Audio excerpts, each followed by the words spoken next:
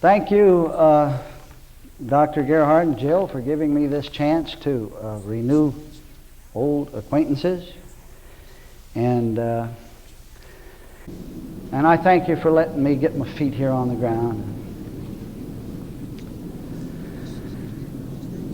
I would like to dive headlong into what I want to talk about that has been very meaningful to me, and hopefully it will be to you too.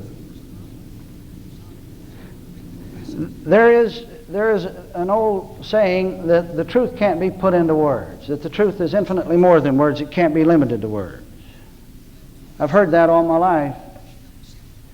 And I bought the reason and the logic of it because it's reasonable and it's logical. When we talk about infinity, how can you throw words around infinity and make it clear? Well, this business about the truth and the ultimate statement that can never be said or nor put into words, one day it just came to me in a grand, beautiful way. Who says so? Why not? Why or how can infinity be limited to not being stated clearly and precisely so it can be understood? I began to wonder. And if you will let me say what I found, I'm fumbling for words to try to say something. I've been quiet for a very long time. It seems I've been in an arena that is really beyond words, and where I have had little use for words. And all of you must know, you've seen it time and again, and you've read of it time and again, how your teachers, even as it would appear, we all ultimately move out beyond the reason and logic of words and the limitation of words, and finally move into an arena of light and feeling. So it's difficult now to come back and to find the words to say this. Now, when those of us who feel that we have something to say, and we're saying it just because it seems right to say it, not because there's any motive in it, not because there's any reason for it really, but we're singing like a mockingbird sings, just singing a song. All right, now all you musicians know, all of you, in fact all of you know, all of us know, we've always known it. When we sound the two together, we sound one and we leave the soft pedal down so that it'll keep lingering with its tone.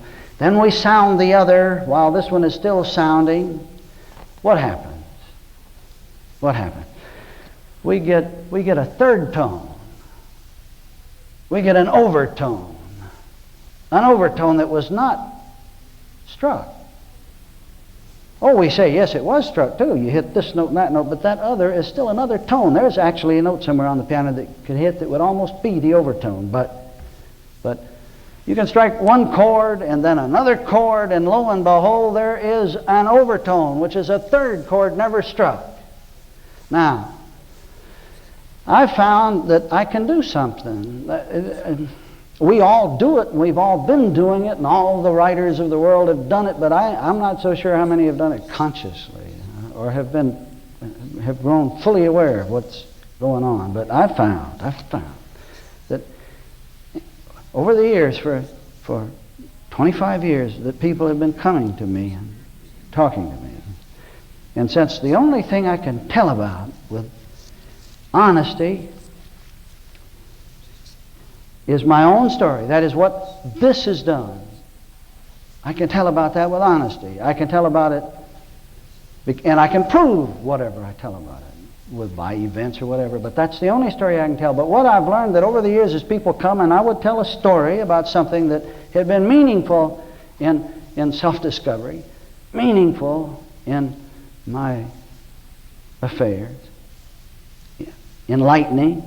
When I'd tell that story, and then later on in the conversation I would tell another story, perhaps related, hoping maybe to amplify the other, or sometimes not, with the two even in mind as helping one another. I couldn't help but begin to notice that I could see the overtones. That is, I could, in conversation that would come back a day later or 2 days later, I would hear they'd say, do you know what occurred or what I felt, or after that talk, or I went home, this is what I felt, this is what seemed to come forth. And lo and behold, it was beyond my capacity to have put in word. Because listen, the overtone that comes forth as your own. It comes forth from within yourself. And therefore it is immaculate. And this is what, as I understand it, all that is meant by the Immaculate Conception. The Christ birth of truth, or the truth bursting forth within yourself, and it's untouched by human hands. Yes, it would seem that there had been, we hear it externally and we find it confirmed within, or we feel it internally and we hear it confirmed externally without as a story. But however, it's always immaculate as an overtone. Because in this way, one can say what would seem to be beyond words. And I do believe that, in fact, it should be apparent to all of us that what is called the final days, or what we would call the time for the new covenant, or perhaps the Messianic era, is certainly very close at hand. I know that somewhere I read the statement, and I thought so beautiful, that God strings his beads harmoniously. I shall try to tell my stories with a harmony that is equal and worthy of this awareness you are, this life you are that listens. There is a saying. One time Jesus was asked a question. This carpenter from Galilee, this very gentle man who was young and vibrant, and wasn't afraid to walk uphill and battle the establishment. He was asked a question, and he answered the question in a rather strange way. I'm not giving the entire answer, but he says, "Blessed is he who has found the beginning and stays there." Now, the reason I know there's got to be now that's in the book of Thomas, the Gospel according to Thomas, which of course is not part of the Bible. But it should be a part of your enjoyable reading, because all of those statements are validated, as nearly as they can be validated. They go back to 2nd century Aramaic documents written by Jews in Egypt during the dispersion, and it is a first scribe's copy, which is a heck of a lot closer than anything we have in the Bible, coming from our 12th century Greek at best. In any event, the book of Thomas, the Jesus made the remark when he was asked a question, blessed is he who has found the beginning. Somebody asked him, well, what's going to happen with death? And he says, well, you must have found the beginning if you're going to ask about the end. And he says, but blessed is he who has found the beginning and stays there. Now, the reason I know that has to be a good, legitimate statement that is real is because it is echoed in the words of somebody that preceded him by about 500 years, a gentleman by the name of Lao Tzu in China. And Lao Tzu made that statement a half a dozen times in his very, very small book, which is another good book to read, to have fun reading. The Way, it's called. There must be 50 translations of Lao Tzu. I would suggest the Zhafu Feng translation, which is the newest one and very inexpensive. It has a lot of beautiful pictures in it. Because Zhafu is a Taoist, and Lao Tzu was a Taoist, and so there was some sympathy. In any event, Lao Tzu made the remark over and over. He said, we return to the ways of the ancients, to the ways of the sages, which is also returning to simplicity, which is returning to the beginning. And there we stay. Remarkable similarity between the statement that Jesus made, the statement that Lao Tzu made. Well, all of you must know a little bit about us people that do this sort of thing. And that is that Well, I can talk about me, and if you'll excuse me for being self-serving, I'll say this. All my life has been a quest for truth, and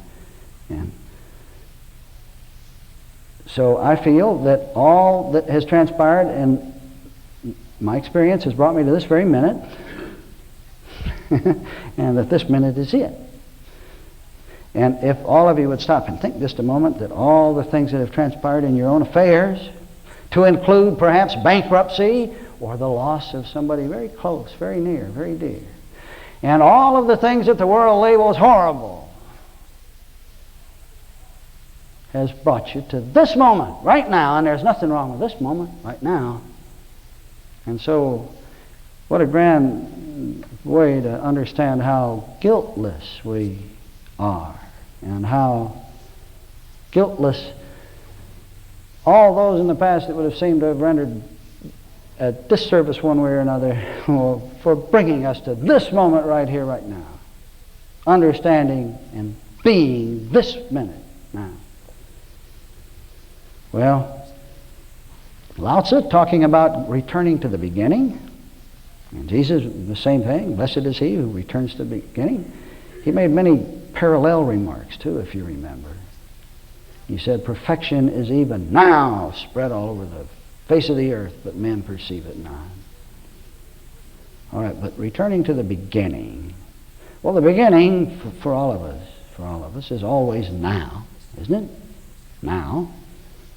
Now. That is a now. The only time that conscious awareness perceives is now. If we ruminate and go back and think of the trials and tribulations of yore, it seems that we're talking about years past, thinking about years past, but when is that taking place? Now. And the young heart of us, that youth of us that still leaps and runs and jumps and plays in the meadows of mind, as it goes about making plans for the future, when does it do that? Now. Now really is the only time we've ever been concerned with it. Now. And now, in fact, has always been all right. In fact, now is the most superlative of all moments because, the past does not include tangibility.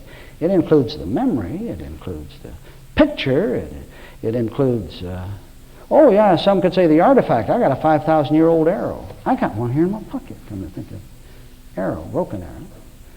And one say that's the past, but when do we look at it and when do we think about it? But now. Always now. So the beginning, the only time, if we are going to return to the beginning, we do it now. Now. Okay, we'll do it. We'll do it.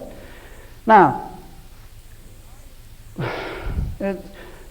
I must say that the absolute truth, that is the allness of God, the totality of God, the totality of isness being this universe, or whatever else you want to call it, however you want to put it, its totality, the universe in its totality, and whatever that is being the universe in its totality, which is what generally is meant by God, is now, and is right here, right now, being all that is going on. And so, if we are going to return to the beginning, we do it now. But how? The one thing that I'm fumbling for words, folks. I hope you'll forgive me and bear with me, please. But I'm trying to make a point that I really have to make complicated because it's so simple. It's so simple, and this is the fact about truth. It's so simple and so obvious that unless it is intellectualized, and unless it's made into a complicated mess, we are prone to not trust it. We say, oh, that's simplistic. Even though we've heard the fact that the rain falls on the just and on the unjust, and that ye shall all know me, from the least to the greatest. And we've heard that a million times, and yet we still think, no, that's too simple. Now, what is the beginning that Jesus referred to, and Lao Tzu referred to, and Buddha, and Mohammed, and St. Francis of Assisi, is that the way it's pronounced? And Thomas Aquinas, many it would appear that all the so-called illumined and elect but have made mention of the beginning. What is this beginning that we return to with such vibrancy, and at which time everything turns upside down, and there is a revival, there is a repentance, which all means to turn 180 degrees in a new direction. What is the beginning?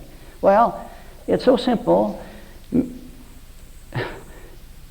And just because I'm saying it, don't believe me. The heart within will respond in one way, or the intellect within one way or another, but you will have read this 100 times already. You will have seen it 100 times already. The beginning is awareness. Another way, the beginning is consciousness. The beginning is conscious awareness. Now, conscious awareness is not all there is to awareness, because there's unconscious awareness too, as I guess we know when we're sleeping. But awareness, where else can we begin but with awareness? Awareness that sees bees and trees and little boys with scrubby knees. Huh? The awareness that dreams. This awareness right here is the beginning. Blessed is he who returns to the beginning, to awareness, and stays there. Over here it sees, or it looks down, fingers and toes, and it sees the one you call yourself, male or female. But gender has never entered awareness until such time as we look in the mirror and say, all right, this particular image within awareness is a man or a woman. And this particular image over here is a man or a woman, and this tree is male or female. But awareness starts, awareness is above. It includes all there is to both genders, because it perceives all there is to all gender.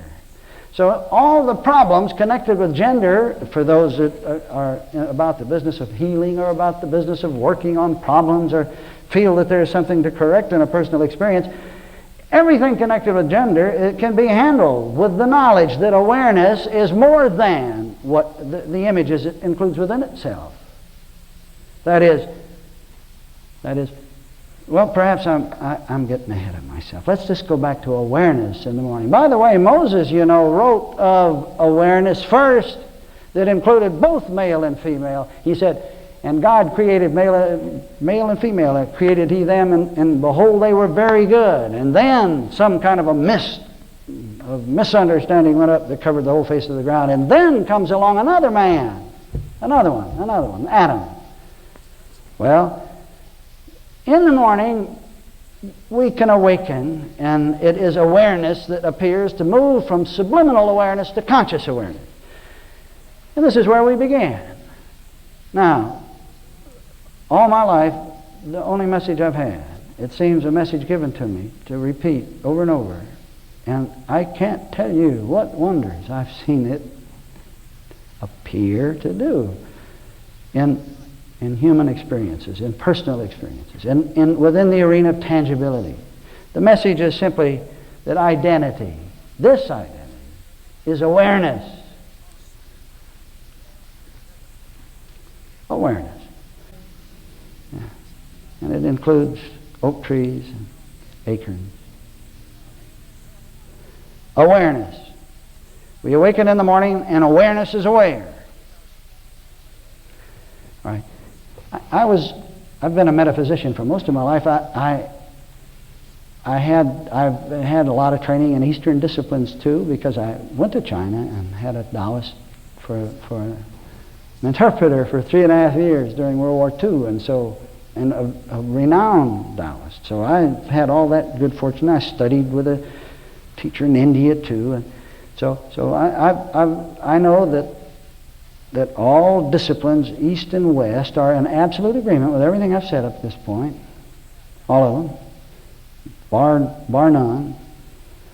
But at this point, there is a separation of the sheep from the goats. At this point, if I can make it intellectually acceptable, the heart of you will later hear its confirmation. Or if I can make it heart acceptable, to you, then later when the intellect tries to put it down, the heart will still buy it, and its confirmation will come from within yourself in some other way. The point I would like to make is, now we started with awareness. Blessed is he who has found the beginning and stays there. We've come back to awareness. Awareness itself. We awaken in the morning, there's awareness. Awareness is very active here, right now. Awareness is being aware, right here, right now. All right. Where does mortal mind enter into this thing? Where does error or evil come in? For a long time, I was within the organization of Christian Science. And then for a long time, I was outside, viewing it, still very much enamored, because it's one of the most beautiful flowers in the garden of awareness. I know, it's just beautiful, but they're all beautiful, of course. Awareness includes them all of them. But in Christian Science, I was told about mortal mind this and mortal mind that, and I never could find out precisely what mortal mind was. And I asked a lot of people, and I finally had class instruction. But I still didn't really know what is mortal mind. But may I just tell you real quickly, because it finally, when it was disclosed, and when I did finally hear, we began with awareness, and the answer to every question is included within awareness. This awareness that's aware right here, right now, has the answer to everything you could ever want to know. I mean the awareness that is you. Because right now, that's the only awareness you're concerned with. That's the only awareness you've ever been. You've never been outside that awareness to see another. If you don't know if anybody else is aware, it appears there are a lot of other people, but where are they? Within this awareness that's aware right here. All right? So this awareness is very aware, but may I ask you, to whom does it belong? To whom does it belong?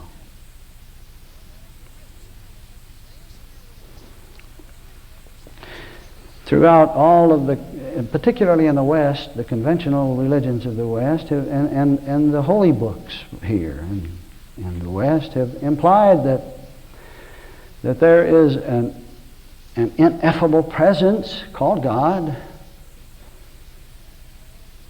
who has bestowed awareness or life and awareness are synonymous terms, have bestowed life on humanity, mankind. But where is humanity and mankind? Humanity, mankind always appear within this awareness that's aware. Right? This awareness that's aware. So I ask again, to whom does this awareness belong? For a very long time, and we all do this for good reason, for very good reason, we all identify as the receptor, the receiver of awareness. That one to whom awareness has been given. And this is the birth of ego, the little ego. Where does it come from? It comes from the very normal, natural belief that life has been given to me, to a me.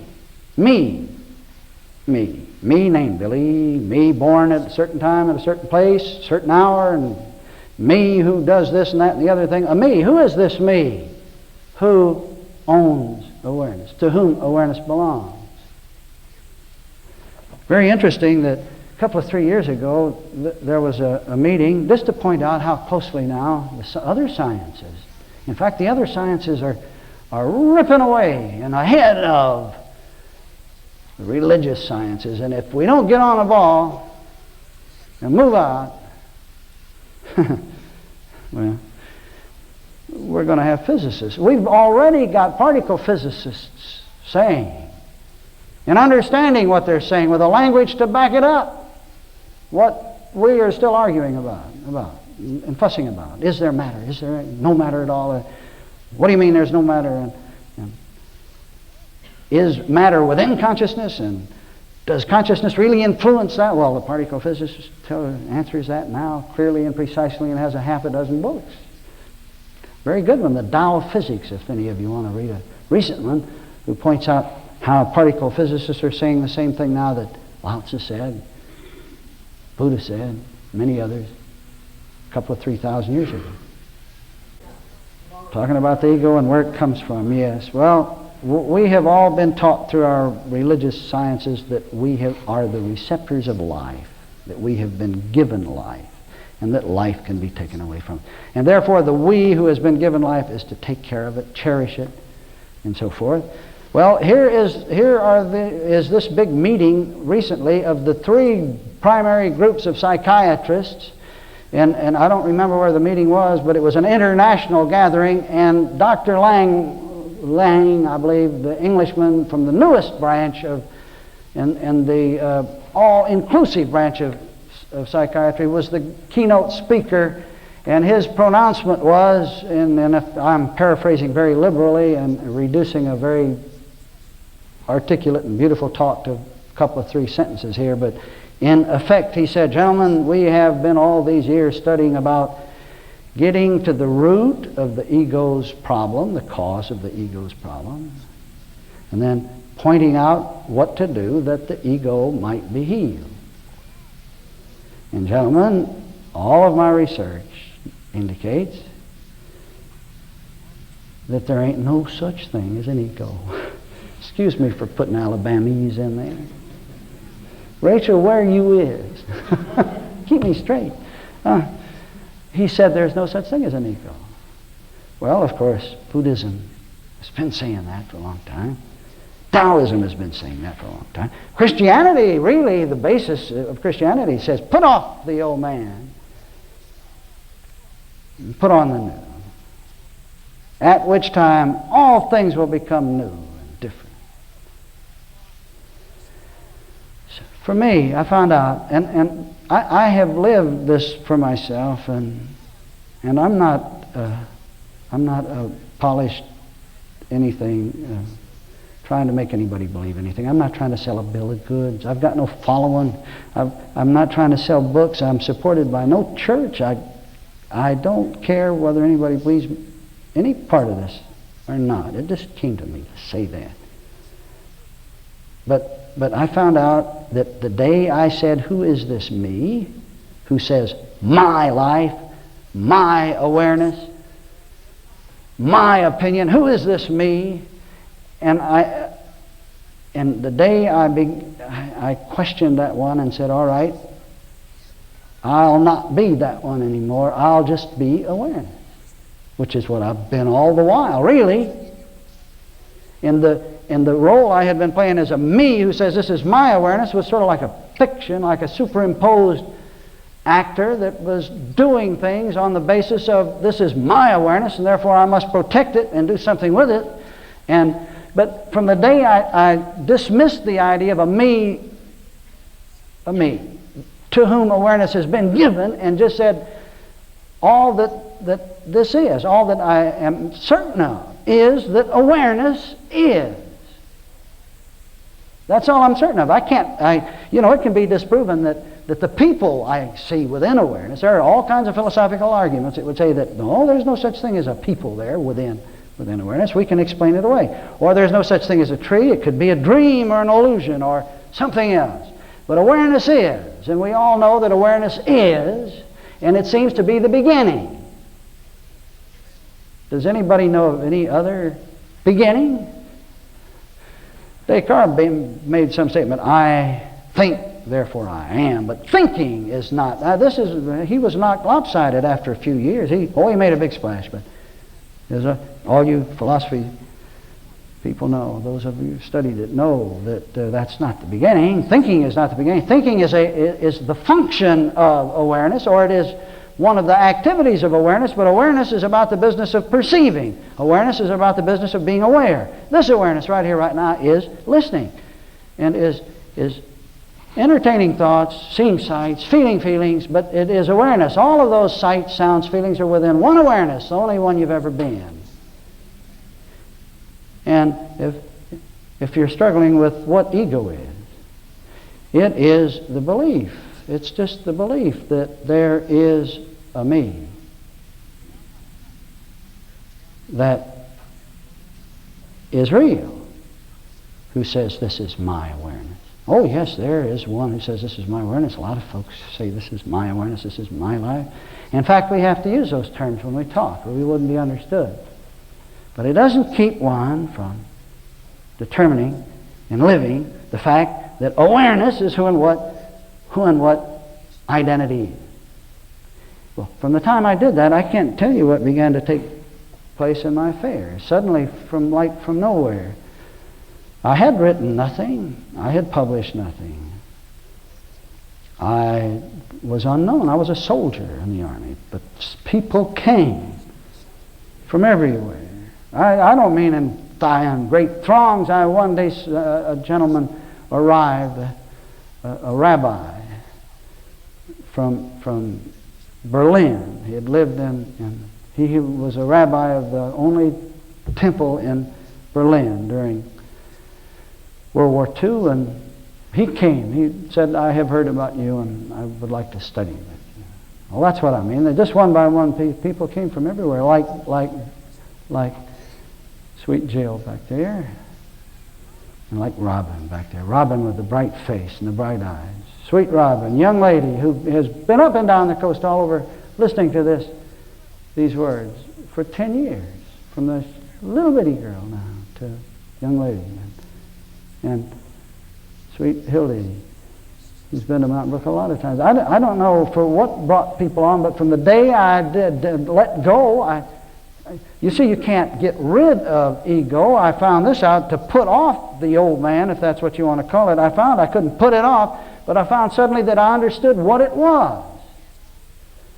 And the minute I understood what it was, in my affairs at least, it didn't lead me around by the nose anymore. That I didn't have to cater to it, and I didn't have to bow and scrape before it, and somehow, in some manner that I don't understand or profess to understand, people began to come and ask about just that. Why would people come and ask just about identity, just about that?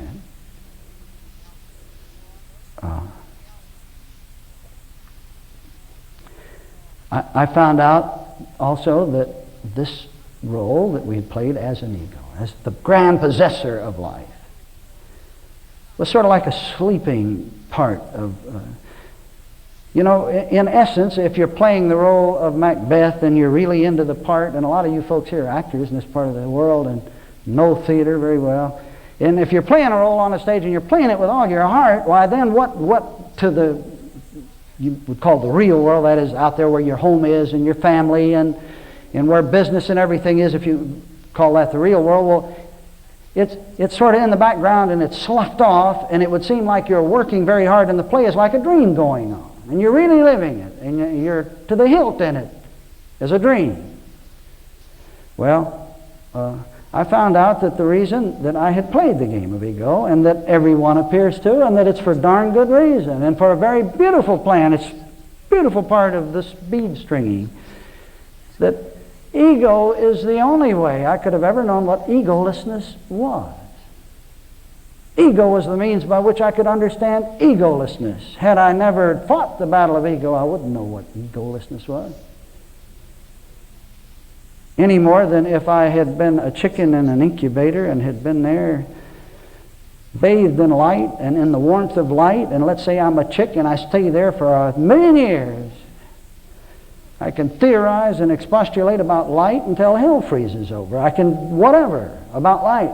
But I don't know really what light is, even though it has been an ever-present part of my environment, so to speak, until somebody flips a switch off and I experience the hypothetical absence of light. That is not light. Boy, darkness very quickly says what light is, and then I know what light is. Well, ego, in a most marvelous way, tells us what egolessness is. And so then I quit fighting it. But that didn't mean that it was gone, and there was no more egotism, and that there was no more, boy, what a big shot I am or something. That's all popped back up 1,000,000 times since. But now I can, when it does, I can say, thank you, ego, for making egolessness plain. And I go back to the egolessness part of it. Now, how can I say thank you, ego, for making egolessness plain?